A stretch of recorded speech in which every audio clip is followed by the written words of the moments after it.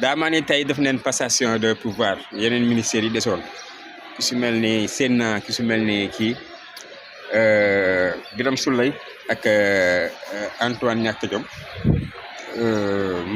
Mame Mbaye Niang laa mujjël parce que Mame Mbaye Niang rey na ma waay ak ministre de la justice Aïssata Tall Sall waaw ak yeneen ak yeneen yi mais bi ma si gën a ëppal solo daf ma defiree sax ndeysaan Mame Mbaye Niang passation de pouvoir waaye Mame Mbaye Niang waaye Mame Mbaye Niang nee ne mu ngi ñoo jéem a waar mu ngi ñoo jéem a waar vidéo bi dina bëgg a teg léegi nee ne non déglu leen vidéo bi ak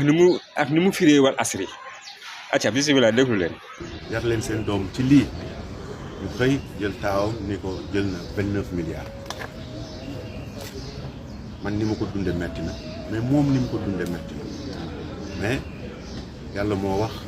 ci alxuraan wal asr innal insaana la fi xusr yàlla giñ na ci waxtu ni ko doomu aadama lépp lu mu def. Mame Mbaye Niang taxawal xaw ma nag kan moo la firil wal asri waaye tooñ na la de ndax da wal asri yàlla waxu fi loolu yàlla waxul ne maa ngi gën ci 600 du wal asri boo ko déggee yàlla nee na maa ngi gën ci takkusaan waaye nag du 100 beneen la du dëgg waaw illa allazina amanu wa amilu salihat wa tawasaw bil haqqi wa tawasaw bis sabr illa allazina amanu sauf maa ngi gën ci takkusaan ne doomu aadama yi dañoo perte sauf ñi nga xamante ne dañoo gëm te jëf-jëf ju sell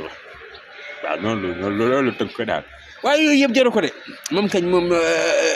li nga xamante ne moom tegu na son doon gi te ñu war ko leeral nañ ko leeral rek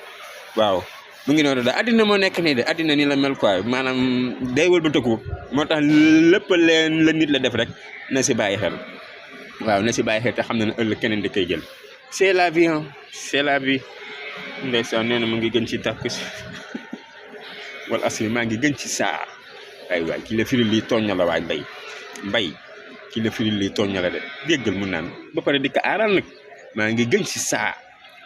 maa ngi gën ci takku saa waay mbay